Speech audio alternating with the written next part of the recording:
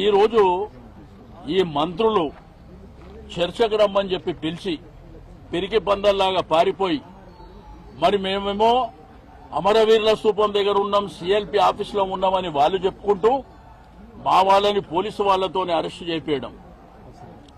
హరీష్ రావు గారిని తెలంగాణ భవన్ ఎక్కడుందండి, అక్కడి నుంచి ఇక్కడ కాంచన్బాగ్ పోలీస్ స్టేషన్ తీసుకొచ్చారు. ఎందుకు తీసుకొచ్చిండ్రు? వాళ్ళేమో ఆడ కూర్చొని మమ్మల్ని రమ్మని చెప్పి పిరికి బందల్లాగా పారిపోయి ఫోన్ చేస్తుంటే ఫోన్లో అందుబాటులో రాకుండా అనవసరంగా మధ్యలో పోలీసు వాళ్ళని వాడుకోవడం, వాళ్ళకి సంబంధం లేనటువంటి అంశం. పిలిచింది వాళ్ళు, వెళ్లేది మేం. చర్చ జరగాలి. లేదు దమ్ముంటే నువ్వు అసెంబ్లీ పెట్టి అసెంబ్లీలో చర్చ చేస్తాం. కానీ ఈరోజు కేసీఆర్ గారి పరిపాలనలో ఈ రాష్ట్రం సస్యశ్యామలంగా ఉండడమే కాకుండా హరిజన గిరిజన బడుగు బలహీన వర్గాలు మైనారిటీలు అందరూ కూడా సంతోషంగా ఉన్నటువంటి సందర్భాలు. మేము సవాలు విసురితే మేము దాన్ని స్వీకరించడానికి సిద్ధంగా ఉన్నామని చెప్పినటువంటి అంశం. నిన్న కూడా కేటీఆర్ గారు క్లియర్గా అన్ని విషయాలు చెప్పిండు. వరిధాన్యం అంట మొన్న ముఖ్యమంత్రి గారు రైతు భరోసా అనే కార్యక్రమం పెట్టి అందులో కేసీఆర్ గారిని తిడతాడు. మేము రైతు బంధు 9 సంవత్సరాల పాటు ఇచ్చినాం, ఎవరిని తిట్టలే. రైతాంగం సంతోషంగా ఉండాలనేటువంటి ఉద్దేశంతో ఇచ్చినటువంటి కార్యక్రమాలు. కానీ ఆయన ఇష్టం ఉన్నట్టు మాట్లాడి ఆ తర్వాత చెప్తాడు కాళేశ్వరం నీళ్లు లేకుంటానంట పంట పండిందంట. మరి కాళేశ్వరం నీళ్లు లేకుండా పంట పడితే 2014 ముందు కూడా పండాలి కదా.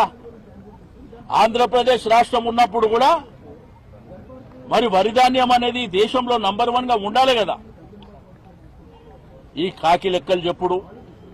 మా పోలీసు వాళ్ళకేమో ముఖ్యమంత్రి గారు బూతు మాటలు మాట్లాడితేనేమో అర్థం కాదు, మేము మాట్లాడితేనేమో కేసు పెడతామంటారు. మరి ముఖ్యమంత్రి గారేమో పండబెట్టి తొక్కుతా, పేగులు తీసి మెడలేసుకుంటా, గూట్లు తీసి గోళీలు ఆడుకుంటా అంటే మాత్రం మన పోలీస్ డిపార్ట్మెంట్కి ఎక్కడ తెలుస్తలేదు. ప్రభుత్వాలు అనేది, చట్టం అనేది, ప్రభుత్వాలు అనేది నిరంతర ప్రక్రియ. ప్రభుత్వాలు వస్తుంటాయి పోతుంటాయి, వ్యవస్థలు శాశ్వతం. డెఫినెట్ గా ఇవన్నీ మేము చూస్తున్నాం.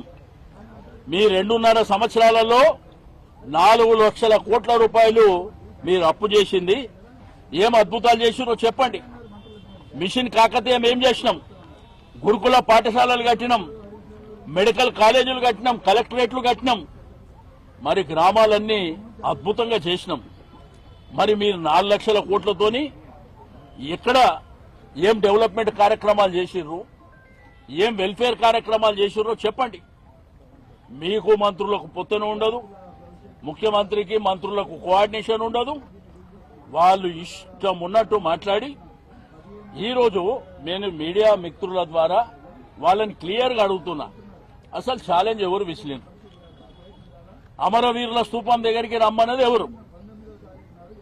చర్చ చేద్దామని చెప్పింది ఎవరు? మీరు పిలుస్తేనే కదా హరీష్ రావు గారు బయలుదేరింది. మరి మీరేమో వెళ్ళి ఆడ కూర్చుంటారు, మమ్మల్ని ఏమో అరెస్ట్ చేసి ఇక్కడ తీసుకొచ్చి మరి పోలీస్ స్టేషన్లో కూర్చోబెడితే ఎవరితో చర్చ చేస్తూ రండి. మరి దమ్ముంటే కాంచన్బాగ్ పోలీస్ స్టేషన్కే రండి, ఈయన చర్చ పెట్టండి.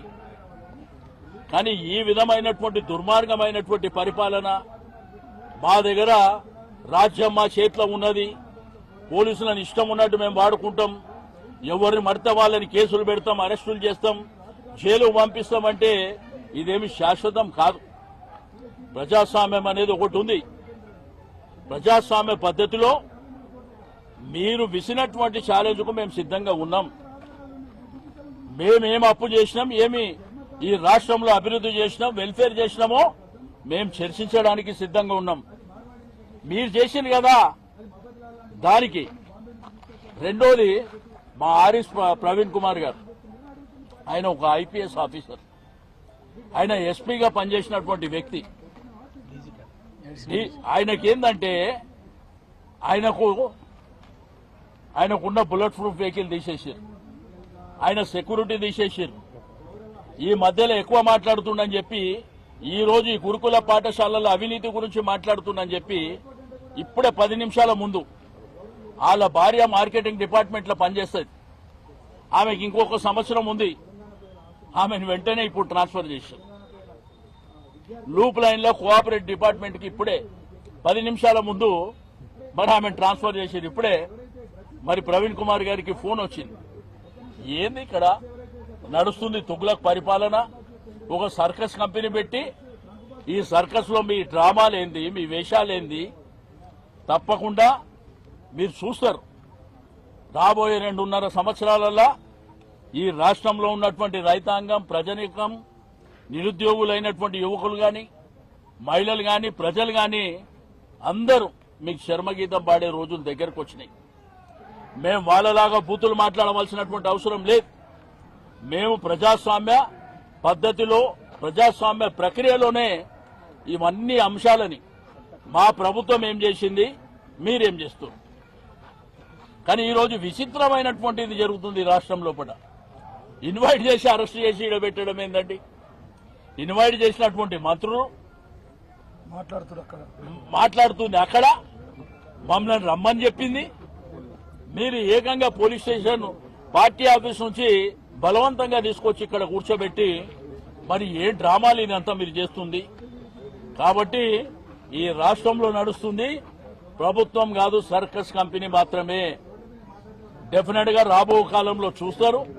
తప్పకుండా మీరు చేయండి, మీ అరాచకాలు ఎన్ని చేస్తారో చేయండి. బట్ అల్టిమేట్ గా ప్రజాస్వామ్యంలో మరి ధర్మమే గెలుస్తుందనేటువంటి విషయాన్ని మీరు మర్చిపోకండి అని చెప్పి నేను ఈ సందర్భంగా తెలియజేస్తా ఉన్నాను.